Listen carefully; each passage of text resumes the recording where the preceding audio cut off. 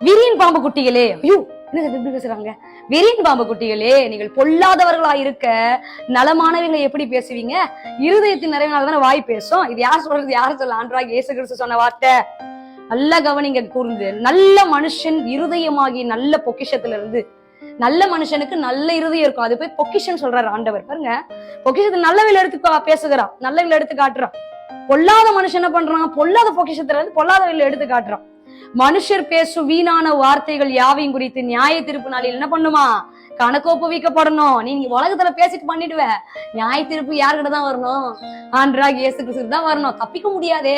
அப்ப ஆண்டவர் என்ன சொல்றாரு? ஏனெனில் உன் வார்த்தைகளினாலே நீதிமான் என்றும் தீர்க்கப்படுற, உன் வார்த்தையினால் அல்லது உன் வார்த்தையினாலே குற்றவாளி என்றும் நீங்க தீர்க்கப்படுறீங்க அப்படின்னு சொல்றாங்க. என்ன அர்த்தம் ஆண்டவர் சொல்றாருன்னா, மனுஷர் பேசும் வீணான வார்த்தைகள் யாவையும் குறித்து நியாய தீர்ப்பு நாளிலே என்ன பண்ணுமா?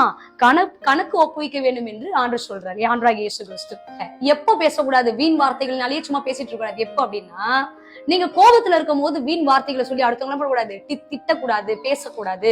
ஒரு மனுஷனுக்கு பின்னாடி அவன் இருக்கும் போது நல்லா புகழ்ந்துட்டு அவன் போயிட்டதுக்கு அப்புறம் பின்னாடி அவனை பத்தி என்ன பண்ணக்கூடாது, அவன் அப்படிதான் இவன் அப்படிதான் சொல்லிட்டு வீண் வார்த்தைகளால முன்ன பின் தெரியாத ஆட்கள் அவங்களோட சிச்சுவேஷன் என்ன தெரியாம என்ன பண்ணக்கூடாது, வீண் வார்த்தையை பேசக்கூடாது. ஒருத்தவங்க வந்து மட்ட ரகமா பேசக்கூடாது. ஒன்னத்துக்கு நானே சொல்ல, நான் தான் கெத்து, நீ எல்லாம் பயங்கர வேஸ்ட், நீலாம் வெத்து, நீலாம் அப்படின்னு சொல்லிட்டு நிறைய பேர் என்ன பண்ணுவாங்க, மட்ட ரகமா ஒரு சில ஆட்கள் என்ன பண்ணுவாங்க, மட்ட ரகப்படுத்தி பேசுவாங்க. இதெல்லாம் வீண் வார்த்தைகள். ஒரு சிலர் வாயில எடுத்தாலே நல்ல வார்த்தைகளே வராது. எப்பவுமே அடுத்தவங்களை பத்தி அவ்வளவு புகழ்வாங்க. என்ன புகழ்வாங்கன்னு நினைக்கிறீங்க?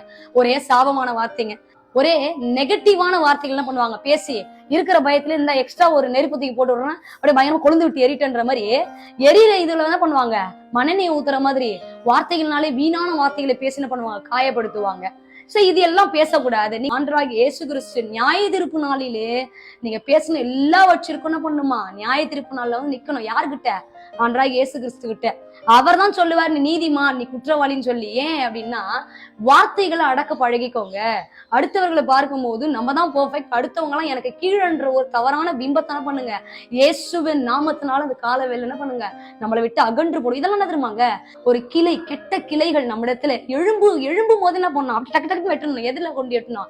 இயேசுவின் நாமத்தை கொண்டு நல்ல ஆவிக்குரிய கணைகளை கொண்டா பண்ணணும். டக்கு டக்கு டக்குன்னு வெட்டி எது என்ன பண்ணணும், சுத்திகரிக்க கருத்துட்டு ஒப்பு கொடுத்துடணும். டேடிமா, ஏன் இவங்க மற்றமா பேசணும்னு தெரியலப்பா, ஏன் இந்த வார்த்தையில வீண் வார்த்தையில பேசணும்னு தெரியலப்பா, மன்னிச்சிருங்க சாமி, ஏன் இப்படி பேசணும்னு தெரியல. டக்குன்னு வந்துட்டீங்கன்னா நல்லது, இல்லாவிட்டா நியாய தீர்ப்புனால இப்படி கூணி நிக்கிறோம். ஹல்லேலூயா. என்ன பண்ணோம்? கால வெள்ள மனம் திரும்பணும். இயேசுவின் நாமத்தினால அடுத்தவர்களை பற்றி வீண் வார்த்தைகளினாலே பேசுவதை நிறுத்திட்டு, முடிஞ்சா நல்ல காரியங்களை பத்தி அவங்க என்ன பண்ணுங்க, பேச ரெடியா இருங்க. கர்த்தர் உங்களை ஆசீர்வதிப்பார். God bless you.